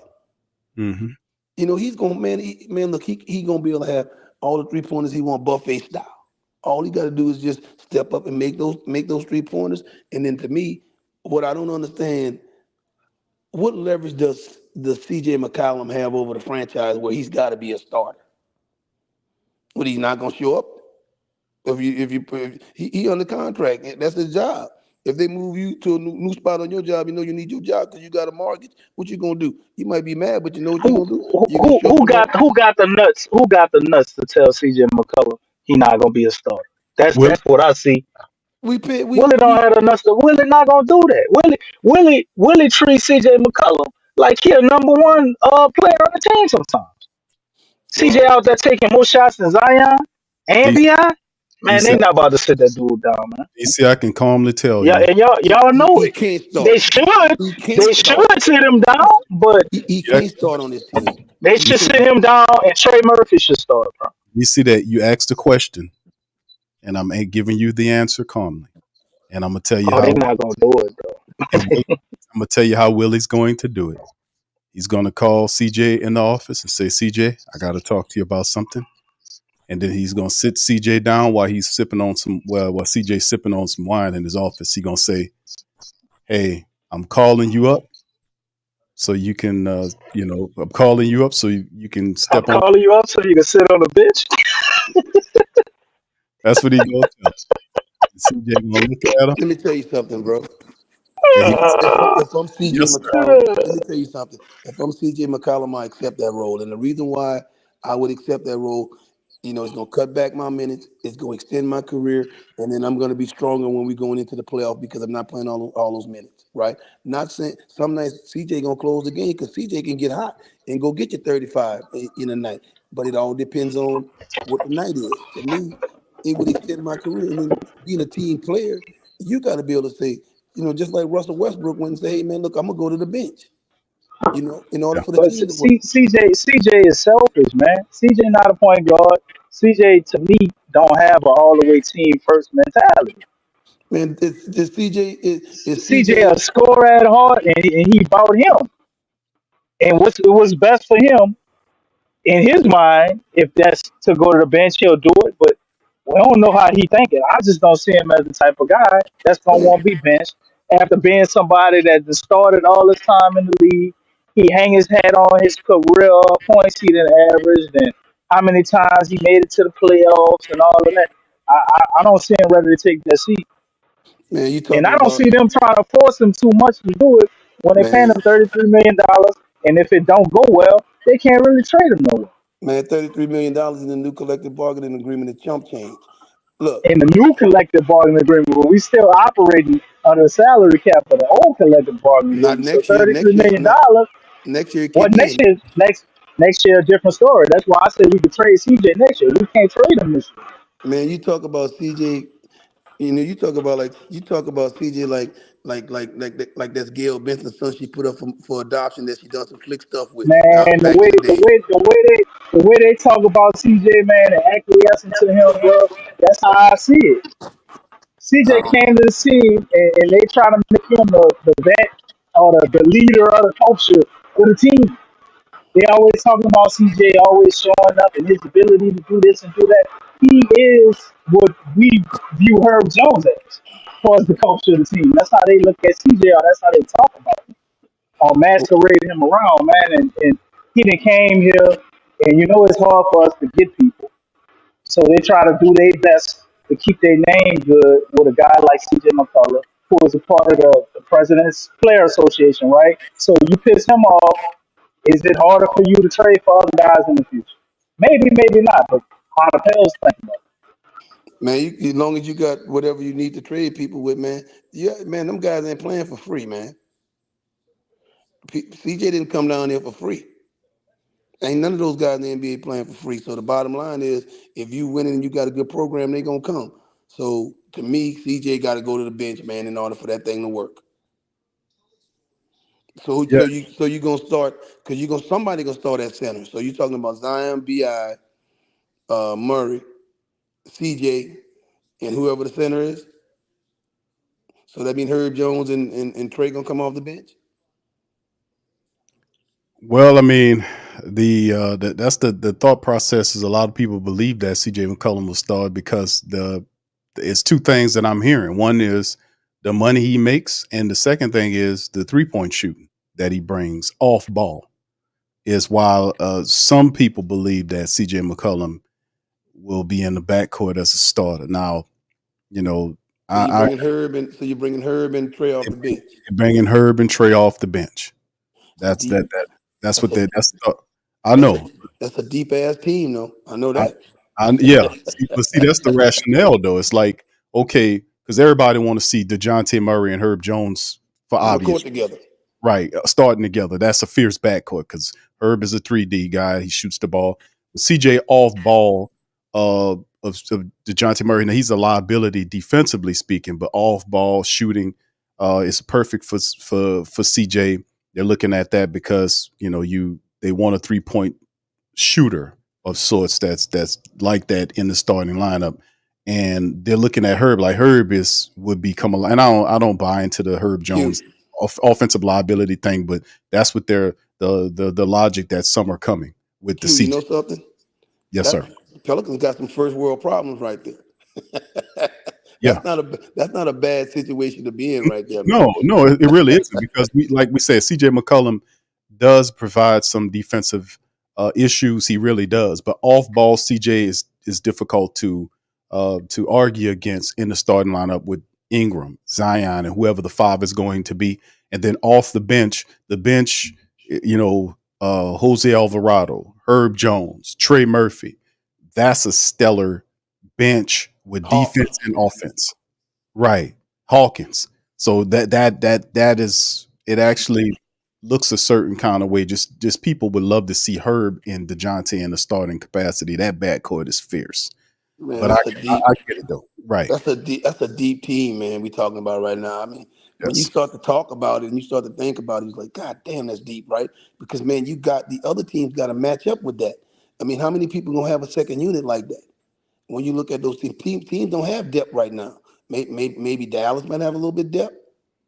Got a couple of teams that's actually did a good job of kind of helping fortify the bench because that's a big part of it. Like they have a lot of teams are not 9 and 10 deep. A lot of them are not. A lot of them run the operations off of 8-man rosters. 8 every 9 again they go 9. But what do you think about Makovic? Makovic is very talented. He's probably the best. Extreme potential, man. Yeah, he is, and he's DC. Listen, bro. Offensively speaking, his game is there. He's a lob threat. He was shooting three-pointer. It looked really comfortable shooting it. He runs the floor really well. He's not a bad passer either. Nope, he plays defense. Yeah, he's a good passer. Yeah, Carlo Makovic could be the secret, the X factor of the entire 5 group that we have. Now we know what Daniel Tice is, obviously. What he brings, his name is already ingrained. But that's in terms of our potential guys, when you talk about Jemison, you talk about Yves Misi, and then you talk about Carlo Makovic. Carlo Makovic, by all means, let's not discount him. He looks like the more all of them right. Misi might be able to come along the second part of that year. He keep getting those reps, right? Because he got some things. Right. I mean, I'm not as down on the center position as everybody else is, because it's hard to get, a guy, right? So the bottom line is not like, you got guys who have potential that if they could scratch the surface a little bit on what you need, man, it's a good Pelicans team right now. I'm not lying, bro. Okay, so that's the question. Like the article that Harper that he wrote for Sports Illustrated was basically saying that the Pelicans are on the cusp of contention. Now, a lot of writers don't. He was probably one or two of the writers that I wrote that actually said that, like, look beyond all of the issues that the Pelicans have and say, hey, man, keeping Brandon Ingram, even though it's contractually speaking, it's up in the air, based on if they trade him if they sign him, like DC's constantly warning us about the August 6th deadline and what could potentially happen there. And it's a bit of uncertainty there, but if you look at everything they've done, the biggest need the Pelicans have had with the floor general, basically giving up nothing but reserves and 2 first-round picks to secure a floor general on the first year of his 4 year first year of 4 on this contract that fits the window. We got Zion and all these guys. Then having BI here does provide some insurance. It adds another 20-point scorer in case of injury. We talked about that. So then like we know about CJ, his shooting off ball. You can't argue with that. His defense, you damn sure don't like. But the bench with Herb, if that's the case, and Trey and Jordan and Jose Alvarado, who looked lights out playing this offseason. Jose Alvarado has improved. Can't turn that part of his game down. Yeeves off the bench. And then they still have other guys that we don't know what they can do. Like with I like Antonio Reeves, man, as a spot-up exactly. guy. Right. I like Hawkins. We can't judge Hawkins on the summer league because he's not going to be asked to do that with the big team. He's going to be a catch and shoot guy, run off a screen kind of guy. He's not going to be a ball handling guy that we need to initiate offense. So, just to me, you should flush what you saw in the summer league. That was more trying to develop him into something that he won't do with us, but just to help him as a player, if you ask me. But Q, can you tell me a Hornets or Pelican team that has had more talent than this in the first 7 or 8 players? Man. And me and you both are not David Griffin fans, but I can't hit him too bad right now. I can't punch him too bad right now. But I mean, you know what I say about that? A blind squirrel find a nut sometime. You got to eat, right? So yeah, broken clock is right at least 2 times. Exactly. So right. he might have hit on something right here. We keep fussing about that center thing, but if Makovic and those guys are serviceable, bro, you're gonna have a hard time trying to match up with the Pelicans and score with them because they're gonna be able to get buckets. Yeah, but you know what though? That's all true. But but like I said, last year's team was a good team too. We had some really good players that did a lot of different things. Yeah, no. I'm just saying that I'm using the comparison here because it's all very dependent on Willie Green and can he see what you got? Scared to death of Willie Green. That's what it comes down to. Can Willie Green take, what the Pelicans have in front of them and utilize them to the benefit? Because Willie wasn't very solid with his bench rotations last year. Like he would bring in guys when he need offense. He had defensive guys out there. That's what I was saying going into the season, that Willie Green as a head coach has to improve for the Pelicans to take the next step because his skill set only got you up to the door. Really, because he has to improve from a strategy standpoint and in basketball intelligence standpoint. Managing the game. Yes. The game manager. Think about it. Everybody had a dude in their hood like Willie Green. Can't get right. And that's what he remind me. Can't get right. Think about it.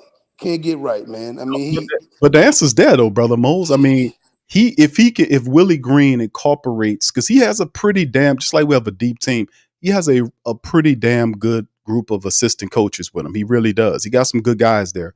James Borrego decided to come back to the Pelicans. Willie Green has to do a much better job of incorporating his offensive strategy because it's not his offense. We know Willie's a defensive-minded guy. We know that he likes to switch it all. He has to come up with an alternative strategy, maybe 2 or 3 of them when things are not flowing a certain way, and just don't get stuck in doing it has to. The intelligence have to improve for the Pelicans to take the next step because we have Zion Williamson. His health is another concern. They said that he's doing really good, but to help Zion stay healthy, Willie Green has to shape those lineups where we got these guys getting the proper amount of rest. We're not overburdening these guys.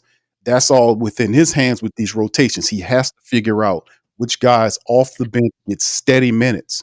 You know, now you might mix 1 or 2 of them on the back end, but the top 3 coming off the bench, he has to make sure those guys get steady minutes. So that helps the team out because that's the key to it. We have good depth. Like if our starting 5 is struggling, we got Jose off the bench coming in there with the generalship that Jose does, and his intelligence and his effort and his the defensive prowess and all the stuff that Jose brings. We got DeJounte in the starting lineup, and then DeJounte sits down, maybe gets Jose, and we just keep that smart, intelligent basketball play, that toughness going. So I mean, it's all depending on Willie Green taking what he has in front of him and finding a way to make it work, man, in a balanced approach. That's going to be what I'll be looking out for in Willie Green in his 4th season as a head coach in the NBA. If he don't, it'll be the year either we go up, or this is the year, Brother Mose, whether we go up, we take the next step, or you will see the Pelicans tip over, because it's really relegated and based on Willie Green's intelligence as a basketball coach. He has to get better. There is no ifs, ands, or buts about it. He has to get better. If he doesn't, this could be a telling year of what the Pelicans need to do in terms of finding somebody that can take them to the next level. I'm telling y'all. But go ahead, Brother Mose. Sorry to kind of cut you off. No. Shit, man. Willie Green need to be going somewhere. Maybe he need to be going to some coaching clinics or something to get him some continuing education. Because, man, he got a long way to go. Now, he scares me, man. But I'm like, how could he mess this up? Because it's hard to put a bad lineup on the court with this, man. I just don't see how. Because I've been thinking about this. I've been reading everything, and I'm in the center, the 5 position. But, man, having Brandon Ingram still there, it's not a bad thing. I'm telling you, if he buys into that role, man, how do you match up? Even if you're going against a guy like Wemby, all they got over there is Wemby. Man, Chris Paul is old as shit. You know what I'm saying? You can't do it. Man, I was switching out a TV for my wife last night. She bought a new TV. Man, I was so tired. Man, I used to be able to do that and go run around. You know what I'm saying? He old, you know.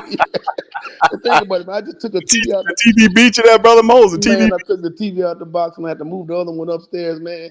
Man, I checked out. I got up right before the show started, man.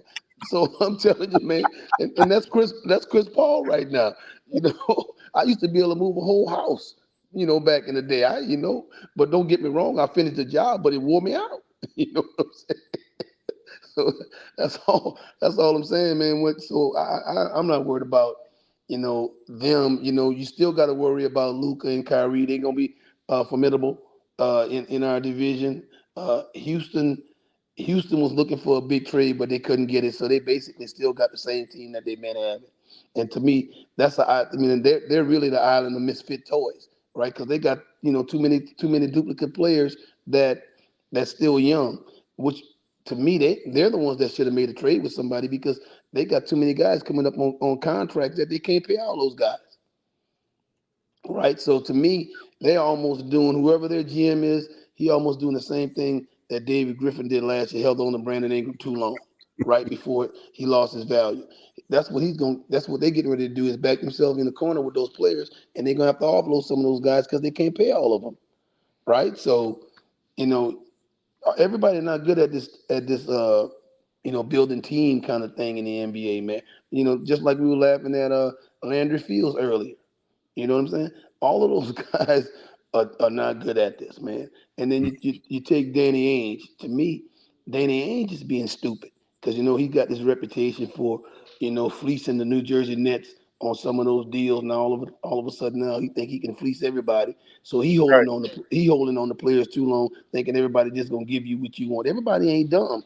Everybody ain't stupid. So stay over there and keep winning 30 games, and instead of trying to put your roster together.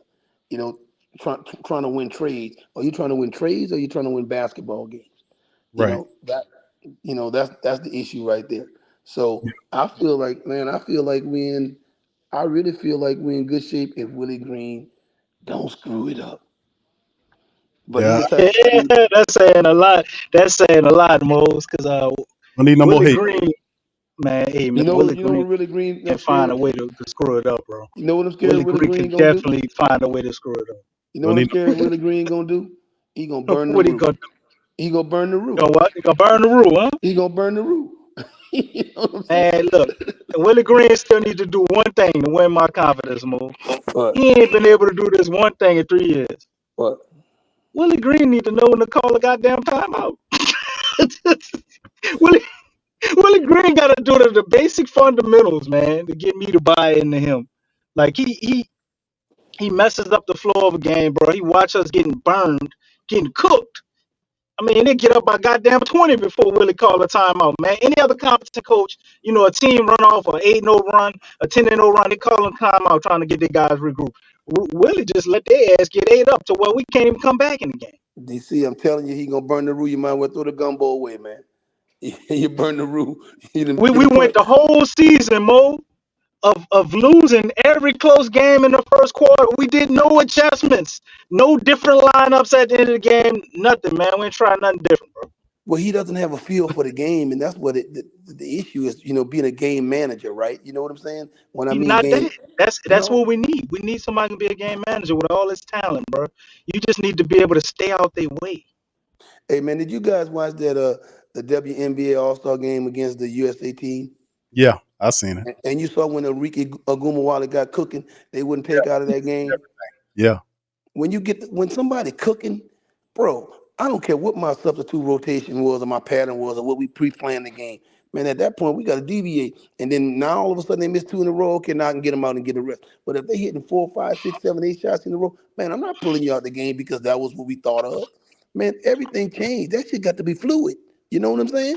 You can't lock into, okay, this is what we're gonna do, and then we can't even adjust. The reason why New England Patriots beat everybody in football when they had Tom Brady and everybody else there, man, they would adjust from series to series, from half to half. They would make adjustments. Everybody can't do that, man. Everybody can't do that. And to me, a guy like Willie Green, he paint by colors, man. You know what I'm saying? He say he paint by colors. Yeah, he paint by numbers. And by numbers, one. You used to do that when you was a kid. You paint 1, 2, 3. He can't just pick up the canvas and just go and create a masterpiece without having the numbers on the canvas. Damn. And that's the problem. He paint by numbers. That's really well, you know what? Let me comment on the Danny Ainge thing, bro, because you raised a really good point about Danny Ainge making a name for himself. That trade that got all them first round draft picks. Like I told the family members a couple of shows ago, I was doing some research, and a lot of people upset. A lot of people up there in Utah upset with Danny Ainge because when they brought him out there, they thought Danny Ainge would bring that team Utah to another level, and he's gotten a little too. Too addicted himself. Yeah, in terms of like, really? Y'all see it as that? He look like he following the Sam Presti playbook. Which he did that before Sam Presti. No, I'm saying he looks like he's retooling and getting ready to do what he did with the Celtics. To me, well, I don't understand why they trying to trade Markman. Though I don't understand that. I don't think they trade marketing. I think that was just him saying what he can get for marketing. That's what it is, because now this is not written in stone, but a lot of rumors believe that it's ultimately going to re-up with marketing. See, the worst thing you can do is be an end of the lottery team, man. You got to be if you're going to be in the lottery, you got to be at the front of that lottery. You don't want to get to the point where you're winning 35 games and you always come in at 12 or 13 in the lottery. That's dumb. So you ain't winning right there. So either you're gonna tank all the way or you're gonna win all the way. You can't be halfway in, and that's the problem with him. He's the end of the lottery team because they winning too many games, and then toward the end he tries to tank, and it's too late. Everybody's gonna want Cooper Flagg that's coming up. He's the next big guy, right? And so if you're not in a situation where you could be at the top of the lottery, you can't get those guys. And to me, that's where Danny Ainge is messing up his win. So either you're gonna tank all the way. So that means you can't have Collins, because the bottom line is a guy like Colin Sexton and Marketing, when they playing good, bro, they can beat you. Yeah, Colin Sexton. Turn right, then turn left at Florida Boulevard. Yeah, they can beat you, right? What's his name? Clarkson. Man, Clarkson can go up and hit 5 or 6 baskets in a row and beat you. Yep. So to me, man, you got to get. If you're a taking team, you have to get rid of those guys. right? And then that will put you in the top of that lottery. And even if you kept marketing, now you can build around that. But I don't know if marketing and Cooper Flag work together, right? Because they're basically the same guy. Well, Maybe that's the thinking. Mosey, he's putting that price up there high for marketing to get people to come talk about marketing, and then they try to sell them Colin Sexton and John Collins and all these guys. But those Maybe guys that's are the thought serviceable. process. But those guys are pieces on a good team, man, that can help you win. That's what I'm saying. So anybody who wants Markman is going to be a good team. If you're thinking about doing it, giving up draft picks, it's going to be all good teams calling. So you can't get Markman, but he's like, well, what about Kessler Walker? What about John Collins? What about Saxton? Okay, I'm willing to make a reasonable deal with you guys for those people. Maybe See, that's his strategy. Depending on how that money would have matched up, man, I would have traded a John Collins for a Walker Kessler and BI. I mean, that's not a bad trade. Or but you would have to make the money match up because I that would think give you you could get big. that, but they probably still want to pick too. They No, want they at have least to, one no, they'd have to first give me. round pick for BI. They would have to give me a pick. I mean, I'm They sending want you at least BI, one. and I'm taking back Walker Kessler and No. I'm talking about that. That's the problem with the Pels. They will want at least one first round pick. And then when I'm looking at it from the Jazz standpoint, why would the Jazz want to give up any picks to get BI? They don't even want to win. But to me, So that's what why I'm they saying. trying to give up a pick to get BI to pay him Yeah, $50 million? Like, it don't make sense. that's right, DC. I agree with you 100%. If you're trying to tank, you don't want that trade, right? You don't want BI. Right. BI got to go to a team that's looking to win and thinking that he's the last piece to them, becoming a And championship. that's the dilemma, Mo, because he wants too Exactly. much money. They got teams that want him for exactly what you said. But the money is like, damn, I want this guy, but I can't give BI the same amount of money as Anthony Edwards. No, You know what I'm saying? no. Like BI is not going. like I can't do it. That's what a contending team is gonna think. They want him to be in that 24, 25 million to 30 something million dollar range. So what you guys think ultimately gonna happen with BI? He stay. I Yep. say he stays. So if Yep. he stay, is he gonna get extended or is he gonna play out the contract? That I don't know. But Because that's a gamble. if I had to bet, I would say he gets some type of extension. So how much would you pay him? The max I'd give him would be like 40. 40 would be the max, but it's got to be low years. Like So I say 40 for 2 years be the max I'd be trying to give. so you're talking about 80 for two. 80 for two. 80 for 2, yeah, 80 for 2. So that give you 3 years with him.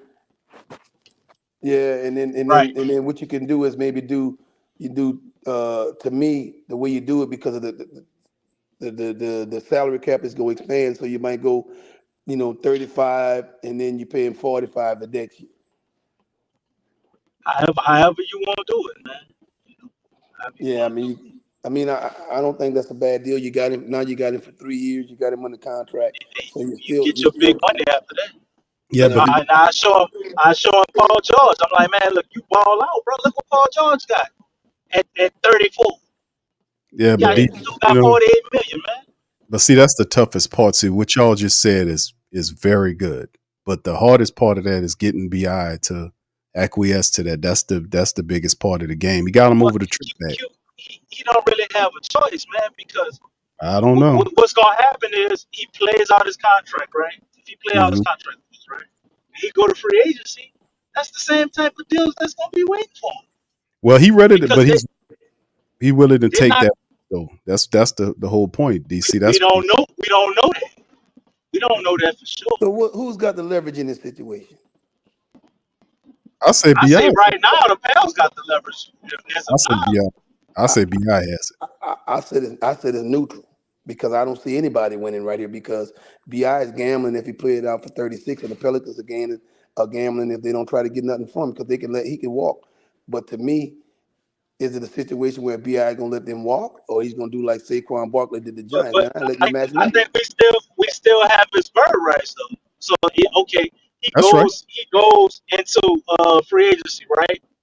And let's say he can't really find no contract and he settles on something 150 or 160 for 4 years. We have the ability just to accept that contract. Okay. which is still the same contract I was trying to give you, but they added more years to it. Yeah. Yeah. But it's like you got 2 more years, Mo, where they gonna try to free agents. They're not gonna be paying them big bucks, I think. But I think maybe around the second year you're gonna see like what you saw with a lot of these younger guys. Because everybody that got these super max deals where they got 270 million, all these dudes young. And when I say young, they're like 22, And then you 23. got to, You know, nobody 26 and up got no $270 million deal other than Donovan Mitchell. and then You got to be an all NBA player. and then next year you gotta move away from CJ, and I think he's got a good tradable contract because he'll only be on a $30 million contract next year on that, and so he'll be expiring for somebody. Yeah, but Then I got another thing for you too. hold on, What DC. if Brandon Ingram? Hold on, DC. Before you throw that in there, the Trey Murphy card has to be explored here because when you talk about extending Brandon Ingram, you got to throw Trey Murphy in there. You can't pay all these guys this money. We'll have some money. But You do think you CJ out think of here, Trey You Murphy? you got to shoehorn Trey Murphy in there because that's the logic. That's why they were talking about trying to move BI to open up a spot for Trey Murphy, not only to play, but he's got a contract situation that we have you to think look Trey at. Murphy is a max guy? Is Trey Murphy a max guy? Yeah. I don't think he asking for the max. No. I don't you think. can ask for what you want, but that don't mean that's what you're gonna get. Yeah, but I think he half of a max, bro. Like he like 150, 160 range. Not a max, but basically around what you owe pay BI. If you could get Trey locked up on something like that for the next 4 to 5 years, I think that's fair. and it's a broader and Trey's really not. DC is so much there though. You know, he became the shooter. He's starting to put the ball on. He attacks the cup. He's working on his mid-range game. His defense is improving. It's just so much upside with Trey. No disrespect to BI, but like we had a win. 6'10". Right. He's 6'10", and he just fits so well next to Zion. Because let's not get colluded about what this is supposed to be like. Trey and Herb lineups are the best lineups when both of them play. I'm not saying that, but Because I don't think he's a max guy. I'm saying remember the primary directive here for what is all this about. And I know we get kind of lost in the minutia of the details at time, but the primary directive of what the Pelicans are doing is to build a team that streamlines around Zion Williamson. That's what it's about.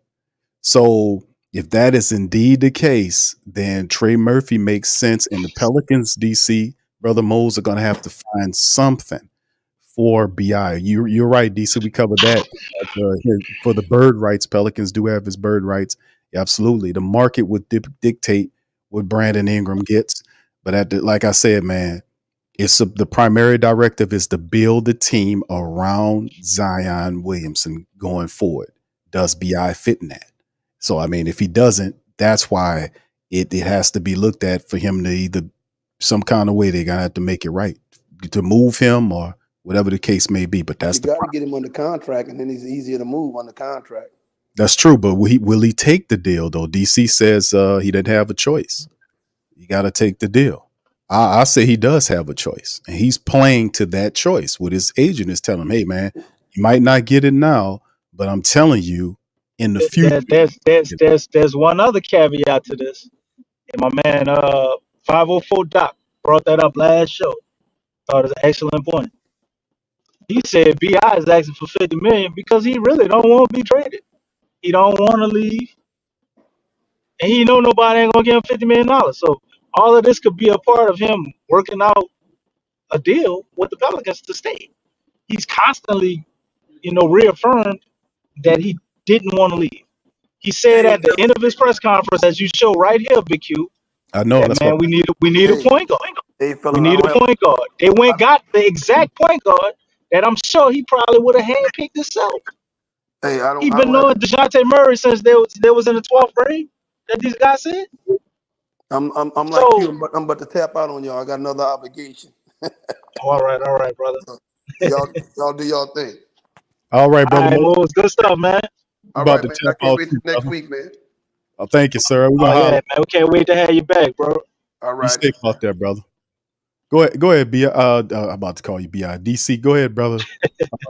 Go ahead, finish up about. I was reiterating 5 Doc's point, man, and it makes sense. Like he's asking for that, to obviously get the maximum he can get, right? We know if he did want a contract and to stay with the Pelicans, the contract ain't gonna get done yet anyway. They always get these contracts done like right at the deadline. So you look for a contract to be done at the 6th, right? Or maybe the day before. And it just makes sense. Like he wanted a point guard. He said that's what he needs to be the better player, to get over the hump, to fit better. They went and got a point guard, bro, and he's still on the team. It's hard for me to believe that when we did the DeJounte Murray trade, there wasn't any trades where we could have traded BI first and still did the DeJounte Murray, or added him in the DeJounte Murray trade and still came back with a good package, man. Part of it is, I think David Griffin ain't just willing to trade him just for anything. He want, a mega deal. We talked about him being stingy, whatever. And then the other part of it is, BI is constantly reiterating that he wants to stay here. He wants to be here. He doesn't want to leave. So could we very well be looking at all this play out real time, which we thought was all just talking points for negotiations, but BI actually still being on this team? Because if we move on from CJ McCollum, you can keep Zion, BI, DeJounte, and Trey Murphy all together if they choose to do that. You could do that. Hey, If BI plays like how he did in 2019 under Alvin Gentry, I ain't mad at that at all, to be honest with you. Yeah, I mean, it's so much going on, brother. We're gonna have to pay attention to it, but I'm gonna have to leave it right there, fam. Listen, I appreciate y'all tuning in on this episode of PPR in the morning, man. I appreciate you guys as I'm about to jump over to Saints, cover whatever's going on with the training camp situation. We'll be talking about that. But listen, I thank y'all for joining us on this episode of PPR in the morning. Please feel free to hit the like button. Please feel free to subscribe to the Die Hard, the #1 independent, longest running Pelican pod in the business, PPR, representing the flocking nation. Stand up. We up in this thing. Hit the subscribe button, man. Hit the like button. If you're listening on X, please feel free to give us a retweet on X as well. Listen, fam, a lot of stuff going on, man. A lot of good talking points here as usual. Thank our guests that came in, and Brother Moles and V-Man. Shout out to y'all for popping in and dropping some game with us. And listen, we're going to holler at y'all later on in the week, and we're going to keep this thing going because the Pelicans, man, it's a lot going on, man, and we're going to cover it all. So much love to y'all. We're going to holler at y'all on the next time. Much love, and go Pels, man. Peace. Show us the edge. Yes. The chip on the shoulders, the fight and the passion that comes from within. Whoa. Trying on every level. Yeah. Expectations high. Gotta show them you can fly. Play harder, better, smarter. Baby, put the league on notice. Show me the edge, yeah. Play with the edge, yeah. Show me the edge, yeah. Play with the edge, yeah. Show me the edge, yeah. Show me the edge, yeah. Whoa, and see the walk of shame enough. Wanna see the walk of winning, time to come up and bring out the apple. Don't every play, every possession. How bad you want it, love, you want it all. This ain't a blood on blood, built for something greater. Tackling all obstacles, coming for the ring, my precious. You got the juice, the will, the heart, the fire. Show 'em the proof, show 'em the it shall be done. Show me the edge, yeah, yeah, yeah. Play with the edge, yeah.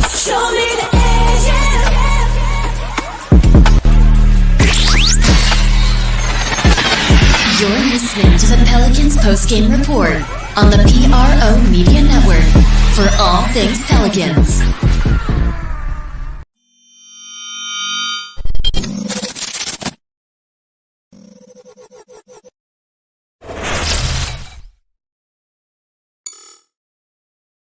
TheWhoThatDaily.com. That's right, TheWhoThatDaily.com. Your one-stop shop for everything New Orleans Saints, New Orleans Pelicans, LSU Tigers, even the top flight boxing news. So if you're a Who That and you're looking for a place to stay up on your team, TheWhoThatDaily.com is your site. TheWhoThatDaily.com for the sport Who That in all of us.